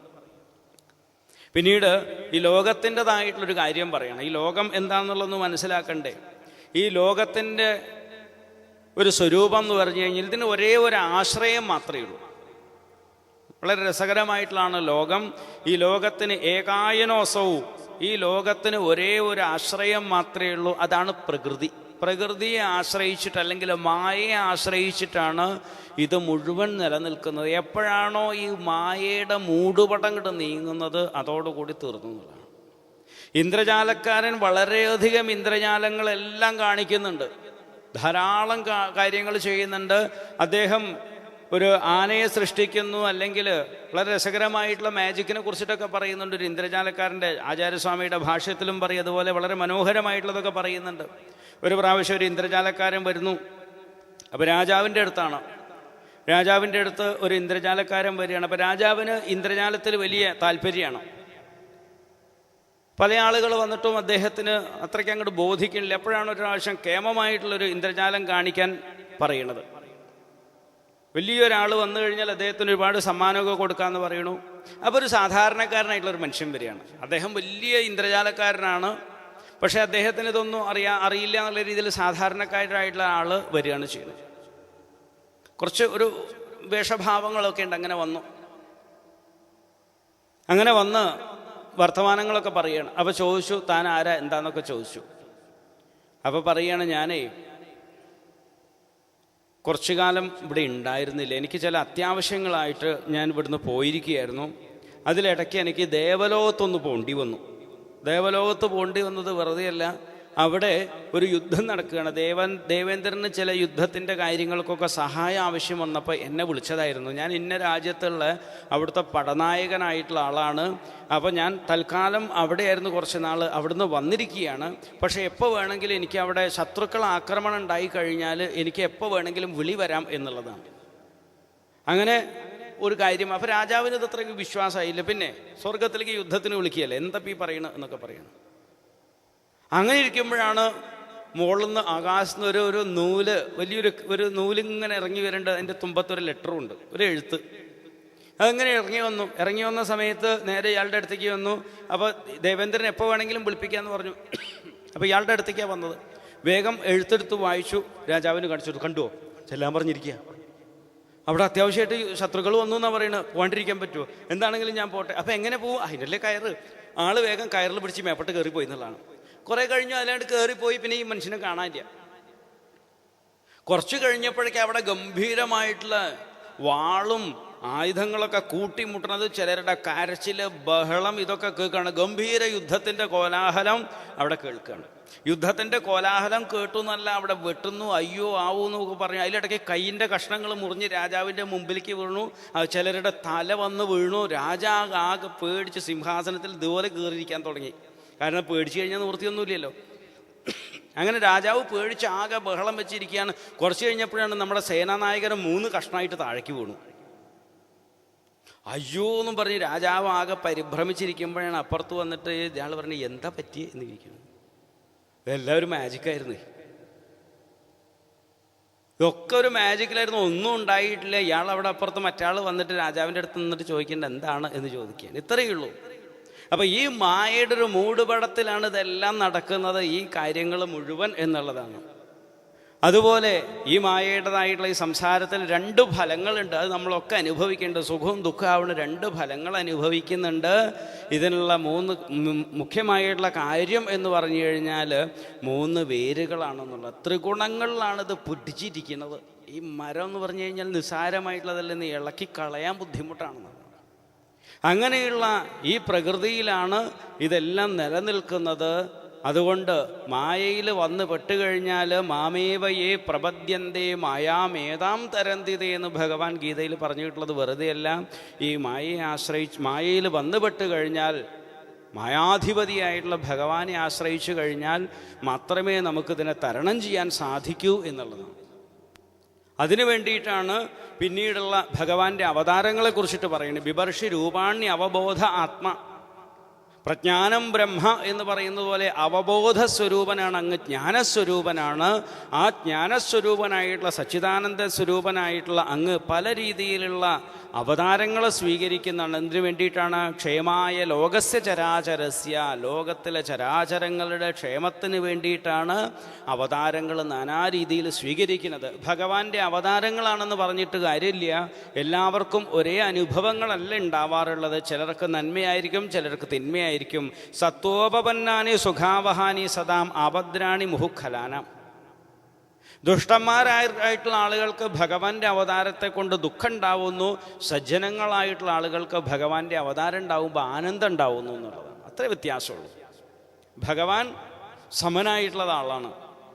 പിന്നീടോ ആ ഭഗവാനെ ഭജിച്ച് സ്വയം സമുത്തീര്യ സുദുസ്തരം ദുമൻ ഭവാർണവം, ആ അങ്ങനെയുള്ള നാനാവിധ അവതാരങ്ങൾ സ്വീകരിച്ചതായിട്ടുള്ള ഭഗവാനെ ഭജിച്ചു കഴിഞ്ഞാലോ ഭീമമായിട്ടുള്ള, കടക്കാൻ പ്രയാസമായിട്ടുള്ള ഈ ഭവാർണവത്തെ നമുക്ക് കടക്കാൻ പറ്റും എന്ന് പറയുകയാണ്.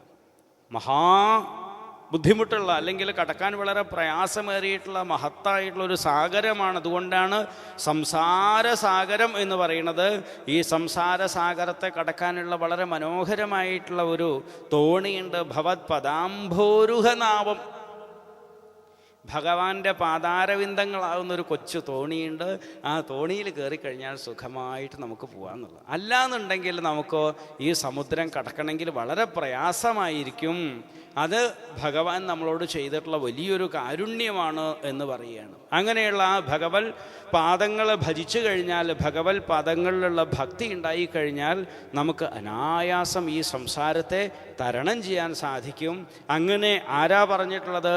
ഈ ഭഗവാന്റെ പാദങ്ങളെ ആശ്രയിച്ച് സമുദ്രത്തെ, ഭവസാഗരത്തെ, സംസാര സാഗരത്തെ തരണം ചെയ്തതായിട്ടുള്ള മഹാന്മാർ നമുക്ക് വേണ്ടിയിട്ട് ആ ഭഗവത് കഥകളാകുന്ന തോണി ഇവിടെ വെച്ചിട്ടുണ്ട്.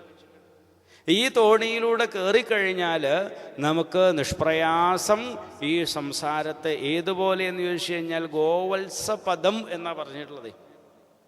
ഭഗവാന്റെ പാദത്തെ ആശ്രയിച്ച് ഭഗവാനിലുള്ള അചഞ്ചലമായിട്ടുള്ള ഭക്തി ഉണ്ടെങ്കിൽ നമുക്ക് ഈ സംസാരം എന്നുള്ളത് എല്ലാവരെയും പേടിപ്പെടുത്തുന്ന, പ്രഹ്ലാദനൊക്കെ പറയുന്നുണ്ട്, ഭഗവാനെ എനിക്കങ്ങേ ഒരു പേടിയില്ല എന്ന് പറഞ്ഞിട്ടുള്ളത് പോലെ എല്ലാവരെയും ഭയപ്പെടുത്തുന്നതായിട്ടുള്ള ഈ സംസാരം ഗോവത്സപദം, ഒരു പശുക്കുട്ടിയുടെ കുളമ്പടിയെ പോലെ നമുക്ക് പ്രയാസം ഇല്ലാത്തതായി തീരും.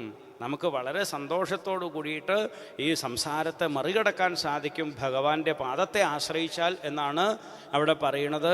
അങ്ങനെ ആ ഭഗവാന്റെ പാദത്തെ ആശ്രയിച്ച് നമുക്കും ഈ സംസാരത്തെ വളരെ നിഷ്പ്രയാസം മറികടക്കാൻ സാധിക്കട്ടെ. നമുക്കെല്ലാവർക്കും നമ്മുടെ ഹൃദയത്തിൽ ആ ഭഗവാന്റെ പദാരവിന്ദങ്ങൾ എന്നും നിറഞ്ഞു നിൽക്കട്ടെ എന്ന് പ്രാർത്ഥിക്കാം. അങ്ങനെ സ്തുതിച്ചുകൊണ്ടാണ് അവിടെ ഉപസംഹരിക്കുന്നത്. അതുപോലെ ആ ഭഗവാന്റെ പാദങ്ങൾ നമ്മുടെയൊക്കെ ഉള്ളിൽ എന്നും നിറഞ്ഞു നിൽക്കട്ടെ. നമുക്കും അങ്ങനെ ഈ സംസാരത്തെ ആനന്ദകരമായിട്ട് നമുക്ക് ഭഗവത് ഭക്തിയോട് കൂടിയിട്ട്, ഭഗവത് ഭജനത്തോടു കൂടിയിട്ട് നമ്മുടെ ജീവിതം സന്തോഷപൂർണ്ണമാക്കി തീർക്കാൻ ഭഗവാന്റെ അനുഗ്രഹം നമുക്ക് എല്ലാവർക്കും ഉണ്ടാവട്ടെ. എല്ലാവരുടെയും അനുഗ്രഹത്തിന് വേണ്ടി പ്രാർത്ഥിക്കുന്നു. എല്ലാവർക്കും ഈശ്വരൻ്റെ അനുഗ്രഹം ഉണ്ടാവട്ടെ. ഹരി ഓം.